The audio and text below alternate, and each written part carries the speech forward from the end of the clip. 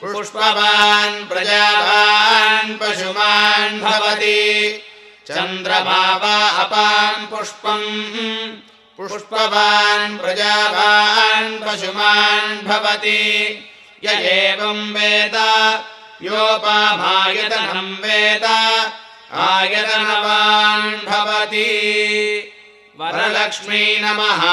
मन्त्रपुष्पं समर्पयामि लक्ष्मीं क्षीरसमुद्रराजतनयां श्रीरङ्गदामेश्वरीं दासीभूतसमस्तदेववनितां लोकैकदीपाङ्कुराम् श्रीमन्मन्दकटाक्षलब्धविभवद्ब्रह्मेन्द्रगङ्गाधराम् त्वां त्रैलोक्यकुटुम्बिनीं सरसिजां वन्दे मुकुन्दप्रियाम्